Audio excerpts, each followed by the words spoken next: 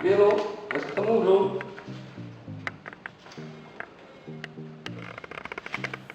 Burung kinjut. Aku golek ora ketemu-temu piye iki? Podo ya, aku ora ketemu kok. Angel. Nah terus piye?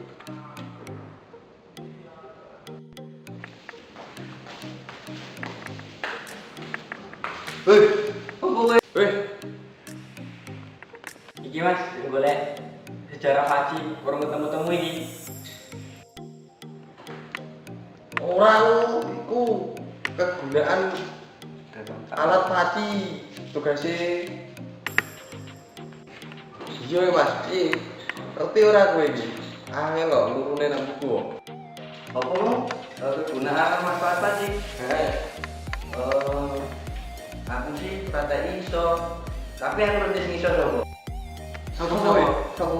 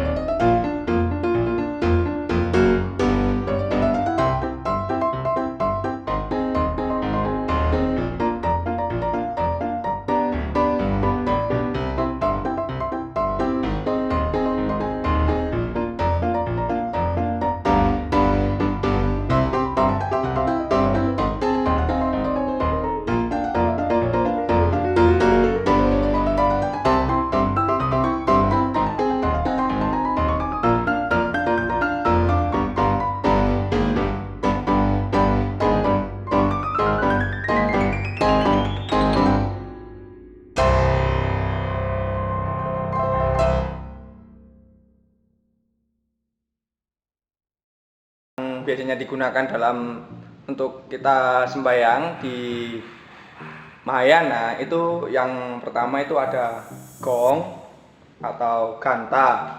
Jadi gong ini itu fungsinya sebagai tanda ketika kita mau memulai atau mengakhiri dalam pembacaan sutra atau kita mau memulai puja bakti. Jadi ini sebagai tanda. Jadi gong ini ukurannya masing-masing. Jadi ada yang kecil, ada yang agak besar, ada yang besar. Jadi seperti ini. Jadi sesuai dengan kebutuhannya gitu. Jadi gong ini bukan hanya ada di dalam Mahayana, tapi di Theravada juga ada. Jadi gong ini sebagai fungsinya sebagai pertanda ketika kita mau memulai pembacaan sutra atau mengakhiri pembacaan sutra, seperti itu. Kalau ini apa Sam? Nah, ini yang kedua itu namanya mu'i. Mu'i itu atau bisa dikenal dengan sebutan ikan kayu. Jadi ini bentuknya seperti mata dari ikan gitu. Jadi dalam Buddhis zaman dahulu disebutnya sebagai ikan kayu gitu. Jadi mu'i ini fungsinya yaitu sebagai penyelaras ketika dalam membacakan sutra. Jadi ketika kita membacakan sutra, jadi kita kan rame-rame ini kan membacakan sutra rame-rame bersama umat dan yang lainnya. Jadi agar mereka bacanya juga selaras dengan antara si yang pegang gong dan MUI itu selaras gitu. Yang pimpin sama umatnya jadi pembacanya selaras gitu. Jadi agar membacanya selaras, terus MUI ini juga lambangkan sebagai ikan kayu. Kenapa? Karena ikan atau ya ikan itu di dalam air mereka tidur dengan mata terbuka gitu. Jadi agar bisa selalu sadar gitu. Jadi ketika kita membacakan sutra juga kita harus dalam keadaan mawas diri dan sadar gitu. Jadi seimbang terus sadar dalam membacakan sutranya, seperti itu. Yang selanjutnya itu ada hece. Hece ini adalah alat paci sejenis piring atau piringan. Biasanya kalau adik-adik sering melihat pernah melihat barongsai, ini pasti ada. Jadi hece ini sebagai alat paci instrumen tambahan gitu. Jadi ketika sembahyang pembacaan sutra terus ada nyanyian, ada baca chan itu menggunakan hece agar nyanyian itu didengarkan lebih selaras dan lebih enak didengar gitu, lebih menarik gitu. Jadi seperti itu kegunaannya dari hece ini. Oh, itu terus cara pakainya bagaimana? Jadi ini cara pakainya. Yang pertama dipegang di bagian atasnya, terus yang bawah juga dipegang seperti ini, ya. Terus dia nggak boleh begini, tapi harus begini ketika dalam pembacaan sutra atau membaca chan, menyanyikan lagu-lagu itu biasanya seperti ini memakainya. Jadi dihentakkan, tapi tidak boleh terlalu ditekan, agak sedikit diambangkan gitu. Jadi seperti ini. Gitu. Jadi tidak boleh terlalu ditekan. Tapi jika dia terlalu ditekan, maka tidak akan menghasilkan bunyi yang indah, bunyi yang bagus. Dia akan mati suara. Tapi ketika dibunyikan, dihentakkan secara perlahan dan agak diambangkan, maka akan menghasilkan bunyi yang bagus. Seperti ini. Selanjutnya ini namanya incing. Ya, incing ini sebagai instrumen tambahan juga dalam paci. Jadi ketika puja bakti mau dimulai, itu biasanya ada wenshin. Itu wenshin kita menggunakan incing. Terus ada namaskara kita juga menggunakan incing gitu. Jadi dia sebagai instrumen tambahan. Terus cara pakainya ini tidak boleh sembarangan, jadi harus sejajar dengan bibir ataupun mulut, sejajar dengan mulut kita. Jadi kita pukul dari depan seperti ini. Nah, itu kita mukulnya juga harus pas, nggak boleh terlalu ke bawah, tidak boleh juga terlalu ke atas. Jadi harus pas di bagian tengahnya, di bagian bulat tengahnya seperti itu. Jadi ketika dipukul bunyinya akan merdu, bunyinya akan bagus gitu. Jadi harus sejajar dengan bibir atau mulut kita seperti itu. Terus selain itu apa Sam? Nah, yang selanjutnya selain incing ada lagi sebagai instrumen tambahan lagi yang namanya tanse. Tanse ini juga digunakan ketika kita sedang menyanyikan chan atau membacakan chan, menyanyikan lagu. Itu digunakan sebagai penyelaras nada. Jadi biar nadanya lebih bagus dan lebih menarik lagi didengar seperti itu.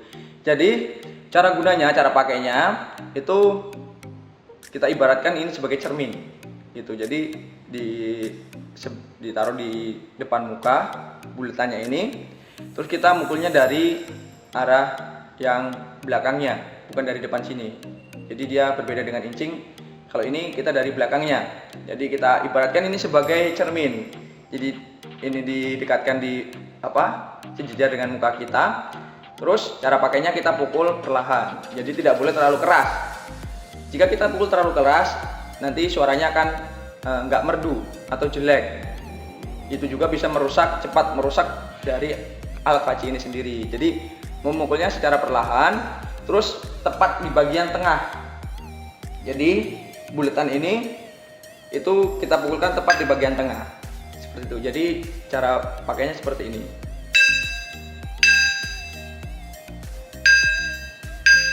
Gitu. Jadi bukan ininya, tapi di bagian buletannya ini yang kita gunakan untuk memukul. Jadi bukan seperti ini, tapi seperti ini.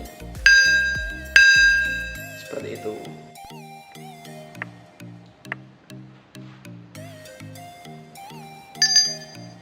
Sam, kalau ini apa namanya?